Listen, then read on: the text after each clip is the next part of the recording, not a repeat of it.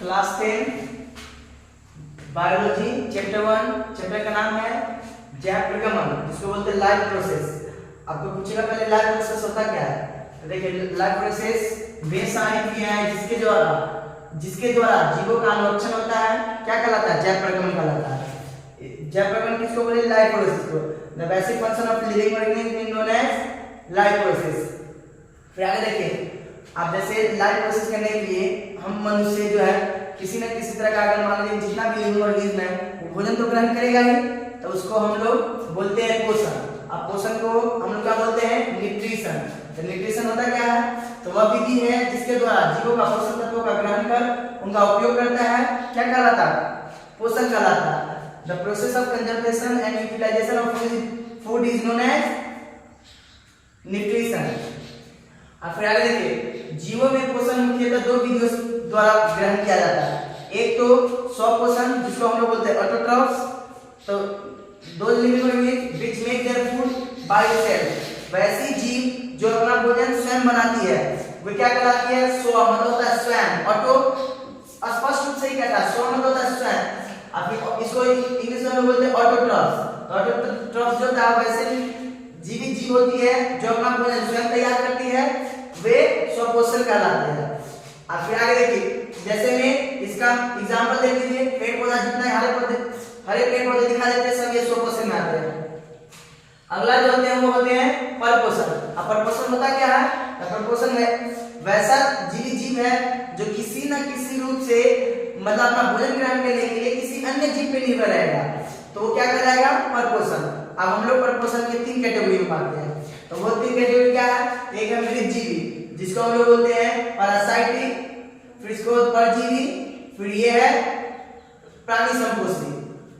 मृतजीवी जो होता है, मृतजीवी किसको बोलते हैं? मृतजीवी ऐसी जीवी जीव है जो अपना भोजन ग्रहण करने के लिए किसी मरे चीज से भोजन अपना ग्रहण करेगा। तो जैसे सेप्रोफाइट देख लीजिए, इसको बोलते हैं सेप्रोफाइट। सेप्रोफाइट में एग्जांपल जैसे कवक को देख लीजिए, फिर बैक्टीरिया को देख लीजिए। एक पेड़ पौधा बहुत दिनों तक जब देखते हैं मतलब छोड़ देते हैं काट कर, तो फिर उसपे किसी तरह का मशरूम टाइप का आ जाता है। वो क्या किसका देन है? कवकों का ही देन है। तो ये वो जो भोजन अपना ग्रहण कर रहा है वो मरे शरीर से ग्रहण कर रहा है, जिसमें उसमें कोई खाद्य पदार्थ रहता है, उसके जरिए वो अपना भोजन अंदर ग्रहण करता है। तो उसी को हम लोग क्या बोलेंगे? मृतजीवी बोलेंगे। फिर इसको बोलते हैं हम लोग इंग्लिश में पैरासाइट। और फिर होता है परजीवी। परजीवी होता क्या है? इसको सॉरी सेप्रोफाइट इसको बोलते हैं, इसको बोलते हैं पैरासाइट। पैरासाइट, परजीवी, पैरासाइट सही है, स्पष्ट है। परजीवी मतलब वैसा जीव जो अपना भोजन ग्रहण करने के लिए किसी अन्य जीवित जीव पे ही निर्भर रहेगा, वो क्या कहलाएगा? परजीवी कहलाएगा। अब परजीवी जैसे में एग्जांपल देख लीजिए, टेपवर्म है, फिर हेरिटोटिका है, फिर गोल्डक्रीमी है। फिर ये किसकी एग्जांपल है? परजीवी की। अब अगला नेक्स्ट है प्राणी संपोषी। तो प्राणी संपोषी को हम लोग बोलते हैं होलोजोई। तो होलोजोई किसको बोलते हैं? तो होलोजोई वैसा लिविंग ऑर्गेनिज्म है जो अपना भोजन ठोस या फिर तरल पदार्थ में ग्रहण करेगा, उसको क्या बोलेंगे? हम लोग बोलेंगे प्राणी संपोषी। अब प्राणी संपोषी क्या होता है ये तो पता चल गया, इसको हम लोग इंग्लिश में बोलते हैं होलोजोई। अब जैसे इसका एग्जांपल देखिए, जैसे मेढक है, यही इत्यादि मतलब अमीबा हो गया, ये सब प्राणी संपोषी का हो गया। अब देखिए, अब एक कोशिका है जो जीव जंतु होगा, उसको पोषण की प्रक्रिया में तीन चरण में बांटा जाता है। तब कौन कौन सी तीन है तो देख लीजिए। एक बोलते हैं अंतर्ग्रहण, जैसे ये मान लीजिए हम थोड़ी देर के अमीबा ये बनाते हैं। अमीबा का किसी तरह से स्ट्रक्चर बना दिया, सब सही है। अमीबा के पास ये क्या होता है? सेल। अब ये सेल है मतलब ये कोशिका है। सेल मतलब कोशिका होता है, और फिर इसके अंदर जो ये वाला भाग आता है उसको हम बोलते हैं केंद्रक या फिर बोलते हैं न्यूक्लियस। अब जैसे देखिए, अगर मान लीजिए हम ये भोजन रखिए, ये क्या करेगा? अमीबा अपना भोजन किसके द्वारा पकड़ता है? और इस उत्पादकों की सहायता से अपना भोजन अंदर ग्रहण करता है अमीबा। ये बात ऑब्जेक्टिव में पूछ सकता है बीएससी में, और पूछता ही है, हर बार का प्रश्न ये पूछा गया है, मतलब 2-3 बार तो एकदम निश्चित है कि 2021 से पूछ रहा है।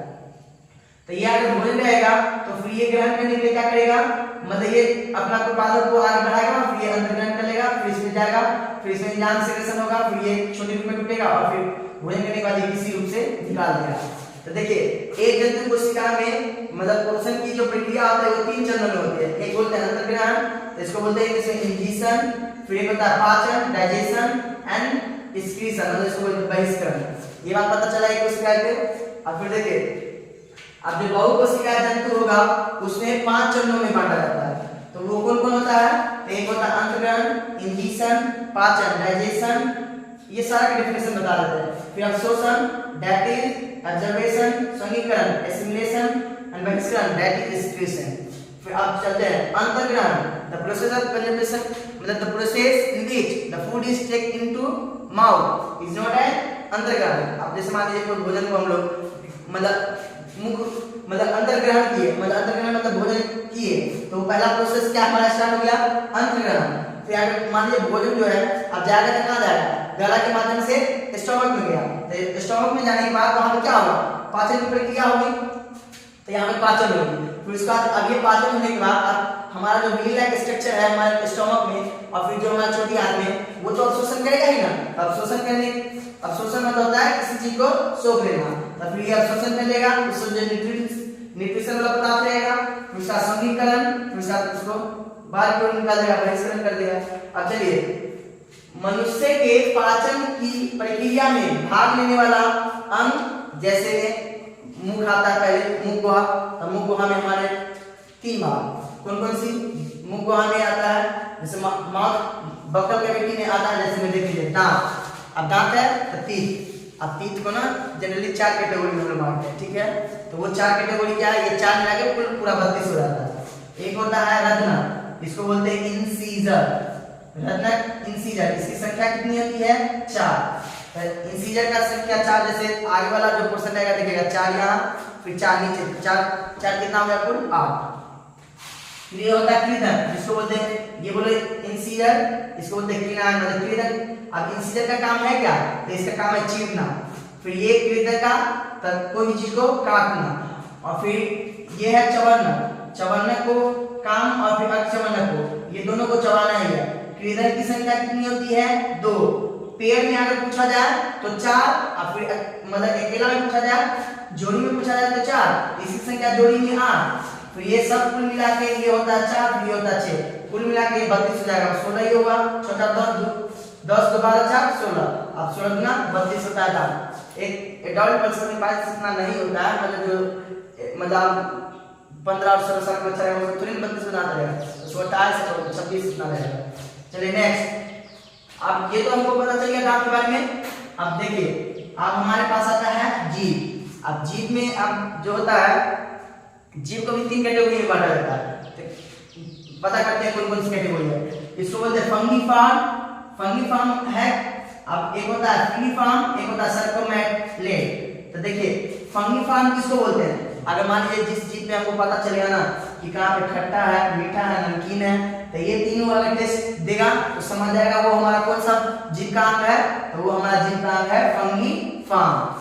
और फिर अगर मान लीजिए हमको कोई किसी तरह का भोजन का कोई टेस्ट ही नहीं पता चला, तो समझ जाएगा वो कहाँ पे हमारा टेस्ट बॉडी है, तो ये समझ जाएगा फ्री फॉर्म के पास है, जो किसी तरह का कोई टेस्ट ही नहीं दिखाएगा। फिर अगला आता है जीव का अग्नियन, तो सर्कममैलेट। तो सर्कममैलेट क्या होता है? तो यहाँ पे जो होता है कड़वी, अगर हमको कोई भी चीज टेस्ट पता चलेगा ना, तो यही इसी जीव के अंदर पता चलता है, ठीक है? फिर जीव के बारे में हमें पता चल गया। और एक चीज और देखिए, अब अगला आता है लाल ग्रंथि। हमारे मुंह के पास होता है लाल ग्रंथि होता है, जो कि ऊपर की ओर स्टेबल रहता है, स्थिर रहता है। फिर आगे देखिए, अब ये जो लाल ग्रंथि होता है, ये 2 तरह का एंजाइम स्त्रवण करता है, एक होता है टाइलिन, एक होता है लैपेज। तो टाइलिन किसको बोलते हैं?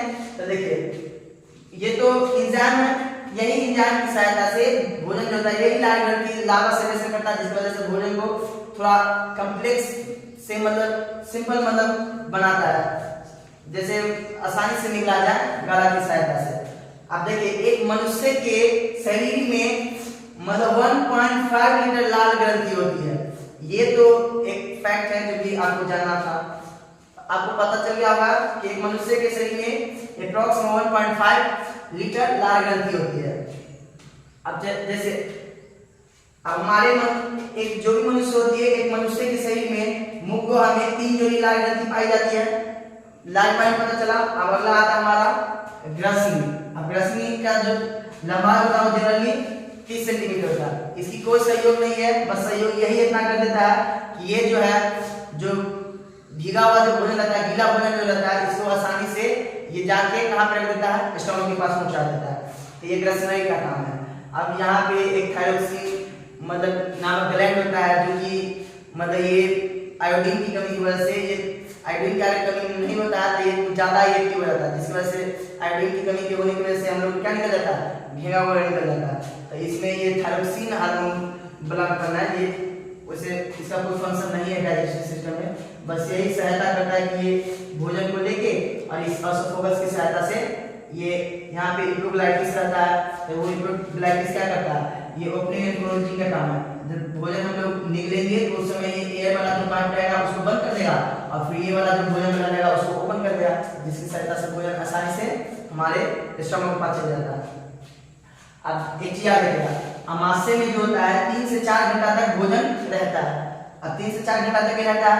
अब एक चीज देख लीजिए, कोई कहता है ना इंस्टेंट फूड कुछ होता ही नहीं, मतलब जिससे तुरंत ऊर्जा मिल जाता है। तुरंत ऊर्जा इसलिए उसको कहा जाता है क्योंकि वो जो होता है मतलब जितना भी लिक्विड वाला सब्सटेंस हम लोग भोजन अंदर ग्रहण करेंगे तो वो लिक्विड वाला सब्सटेंस जो है, लिक्विड वाला जो पदार्थ होता है वो हमारा स्टमक में ही डाइजेशन हो जाता है, इसलिए उसको इंस्टेंट फूड कहते हैं। इंस्टेंट फूड होता ही नहीं है। अब इंस्टेंट फूड इसलिए कहा जाता है क्योंकि वो दरअसल हमारा स्टमक में ही मतलब लिक्विड वाला भोजन ही होगा इंस्टेंट फूड, तो वो वाला जो रहता है लिक्विड वाला हमारा आसानी से मतलब स्टमक में ही हमारा ऑब्जर्वेशन हो जाता है, अब्जॉर्प्शन हो जाता है, इसलिए उसको इंस्टेंट फूड कहते हैं। अब देखिए हमारे पास में 3 से 4 घंटा भोजन रहेगा, फिर वहां से एक चीज याद रखिएगा, वहां पे एक पाइलोरिक ग्रंथि रहता है जिसमें 2 तरह का जठर रस पाया जाता है। तो वो जठर रस क्या होता है, तो देख लीजिए, एक होता है पेप्सिन। तो पेप्सिन का फंक्शन है क्या, तो पेप्सिन जो है जनरली करता क्या है कि ये देखिए प्रोटीन का पाचन करके फिर ये मतलब पेप्टोजेन में बदल देता है। ये किसका है, पेप्सिन का। फिर अगर आता है रेनिन, तो रेनिन क्या करता है, ये रेनिन जो है कैल्शियम को ये क्या करेगा, मतलब ये कैल्शियम को पैराक्सीमेंट में बदल देता है, पैराक्सीमेंट में बदल देता है, ठीक है। फिर अगला ये, अब तो हम ग्रेसली जान गए, फिर इसका स्टमक के फंक्शन जान गए। अब स्टमक में एक और जो है एंजाइम रहता है उसका नाम है HCl।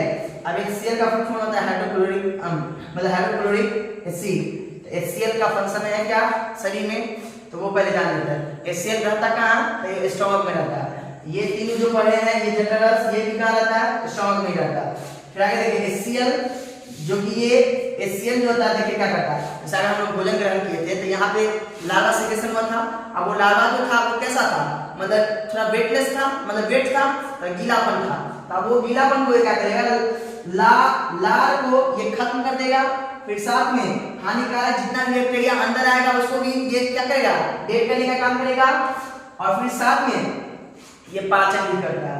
तो ये HCl का फंक्शन पता चल गया आपको। आप भोजन खाते हैं तो भोजन खाने के दौरान बहुत सारा बाहर में बैक्टीरिया रहता है, तो मान लीजिए वो चले जाते हैं तो हम अस्वस्थ नहीं रह जाते हैं। शरीर का ऐसा है कैपेबिलिटी जो कि आसानी से हर डिजीज से लड़ सकता है। तो लड़ने के लिए उसको क्या मतलब यही सब हमारे बॉडी के ऑर्गन आसानी से लड़ लेता है। फिर आगे देखिए, अब अगला आता है हमारा आंख, ठीक है। तो आंख है क्या, तो आंख में हम लोग 2 कैटेगरी, एक कौन कैटेगरी, एक छोटी आंख, एक बड़ी आंख। अब देखिए, अब छोटी आंख को भी हम लोग ना 3 भागों में बांटते हैं। पहले छोटी आंख होता कैसा, तो इसका यू लाइक शेप होता है, ठीक है। और फिर ये पाचन एवं शोषण में कार्य करता है, तो इसका 3 भाग है, एक ग्रसनली, ड्यूडेनम, इलियम, इसको बोलते हैं। जैसे देखिए अब ये तीनों में ही पाचन की प्रक्रिया होगी। सबसे ज्यादा पाचन जो होता है इसके पास होता है। फिर आगे देखिए, अब अगला छोटी आंख तो पढ़ लिए, अब फिर हम पढ़ते हैं बड़ी आंख। अब ये छोटी आंख पे ही ना एक अलग से एक ऑर्गन आया, तो वो डाइजेस्टिव सिस्टम में रोल नहीं निभाता, लेकिन फिर उसको हमको पढ़ना है इसमें, इसलिए पढ़ना है। चलिए उसके बारे में कुछ फंक्शन जान लेते हैं। तो वो क्या है, तो वो है हमारा, जैसे देखिए हम बताते हैं वो कौन बना, लीवर तो सुनेंगे। अब लीवर का फंक्शन इसमें पढ़ते हैं। पहले छोटी आंत के साथ एक यकृत रहता है जिसको बोलते हैं लीवर। इसका कार्य क्या है, तो कार्बोहाइड्रेट को क्या चीज में ये बदल देता है, तो कार्बोहाइड्रेट। अब तो छोटी आंत पे ये आया कौन सा ग्रंथ, तो यकृत आया जिसको बोलते हैं लीवर। हमारे शरीर का सबसे बड़ा जो ग्लैंड है वो कौन सा, लीवर। वो लीवर ही ये फंक्शन इसमें निभाता है छोटी आंत में। अब वो कौन फंक्शन निभाता है, तो देखिए जितना भी कार्बोहाइड्रेट जो पदार्थ रहेगा उसको ये वसा में आसानी से तोड़ देता है। अब वसा वाला जो जैसे मान लीजिए कोई हम तेल पका चीज ज्यादा खा लेते हैं, तो अब ज्यादा खाने के दौरान क्या होता है कि हम अस्वस्थ हो जाते हैं। हैंडल करने के हमारा ऑर्गन है ना शरीर, तो वो हैंडल आसानी से कर लेता है। और मान लीजिए कोई डाइजेशन अगर नहीं हो पाता है हेल्दी फूड, तो वो जाके क्या करता है, आराम से जाके स्किन के लेयर में वो जाके पहुंचा देता है, जिसकी वजह से स्किन का क्या हो जाता है, स्किन ऑटोमेटिक मोटापन होते चले जाता है, तो जिसकी वजह से लोग को ओबेसिटी या फैटी हो जाता है। फैटी फूड खाने से नहीं, तो ओबेसिटी के ही कारण लोग क्या हो जाता है, तो मोटे होते चले जाता है। फिर आगे आइए, अब हम पढ़ते हैं, ये तो पता चल गया। अब हम पढ़ते हैं बढ़िया। तो बढ़िया क्या होता है, तब वृहदान, इसमें इसका भी दो कैटेगरी, वृहदान जिसको बोलते हैं कोलन, मलाशय जिसको बोलते हैं रेक्टम। तब इसी के सहायता से अब मतलब ये चले जाएगा, छोटी आंत से आ गया बढ़िया, बढ़िया से हम अग्नाशय में, और फिर उसके बाद एनएच के सहायता से बाहर चले जाएगा। अब इसी का पहले छोटी आंत में जो यकृत है लीवर, उसी को फंक्शन देखते हैं। अमोनियम को यूरिया में बदलता है। ये दो तरह के अब प्रोटीन भी संचय करता है। ये जो लीवर है दो तरह का प्रोटीन करता है, संचय करता है, सेक्रेशन करता है, स्तरण करता है। चलिए देखते हैं उसको कौन कौन सा। तो ये देखिए, एक होता है हेपरिन। हेपरिन होता क्या है, तो एक चीज याद रखिएगा, हेपरिन जो होता है ये जो रक्त को जमाने से रोकता है। जैसा कि मान लीजिए हमारे शरीर के अंदर रक्त है, अब रक्त जो है हमेशा फ्लो करते रहता है, तो भाई मतलब शरीर के बाहर आके जम जाता है, तो शरीर के अंदर भी नहीं जम जाता है भैया। शरीर का ऐसा ऑर्गन बनाया गया है जो वो ऑर्गन क्या करता है, हेपरिन नामक एक ऑर्गन है, जो कि कहाँ पाया जाता है, ये तो ये पाया जाता है हमारा यकृत में। ये हेपरिन नामक ऑर्गन जो होता है क्या करता है, रक्त को जब शरीर के अंदर जमने से क्या करता है, बचाता है। तो ये तो है बॉडी का फंक्शन। अब पता चला कि नहीं, हमारे बॉडी के अंदर रक्त जो है जम जाता है, तो यही हेपरिन की वजह से। ये हेपरिन क्या करता है, जितना भी रक्त रहता है शरीर के अंदर उसको जमने से क्या करता है, रोकता है। और फिर करता है फाइब्रिनोजिन। तो फाइब्रिनोजिन तो पता ही है, वो तो अगर नहीं पता तो जान लीजिए। अब मान लीजिए हमारा हाथ कटा, तो हाथ के बाद ये ब्लीडिंग आएगा।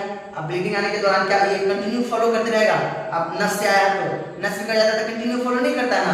तो क्यों नहीं फॉलो करता, तो कंटिन्यू फॉलो इसलिए नहीं करता कि हमारा शरीर का यकृत का दो तरह का जो प्रोटीन संचय करता है, वो एक था हेपरिन, तो जो शरीर के अंदर रक्त को क्या करता था, मतलब जमने से बचाता था। और फाइब्रिनोजिन जो होता है वो शरीर के बाहर जो रक्त फ्लो करती है उसको थक्का बनाने में मदद करती है। आपको ये पूरा वर्ड वीडियो अच्छे से समझ आ गया, ये स्क्रीनशॉट इसका ले लीजिए। और फिर क्लास 10 का हम संपूर्ण वीडियो मतलब हर एक चैप्टर का केमिस्ट्री, बायो, फिर मैथमेटिक्स, अगर मैथमेटिक्स बना होगा तो हम उसके लिए एकदम आप समझ नहीं सकते, ऐसा फीलिंग करेंगे ना, मतलब मैथमेटिक्स तो आपको मतलब मतलब आप नीचे स्तर से जुड़ेगा ना, तो मैथमेटिक्स हम इस तरह से पढ़ा देंगे कि आप कहेंगे नहीं कि हम क्लास 10 का मैथमेटिक्स बना लेते हैं। क्लास 10 का ऑल ओवर क्लास का बना लेगा, बस एक शॉर्ट में पूरा साइंस और केमिस्ट्री मतलब बायो एंड केमिस्ट्री का संपूर्ण वीडियो हम बना देंगे, पूरा क्लास 10 का और 9 का भी। फिर आने वाले समय में हम पूरा होल क्लास बना देंगे। Thank you.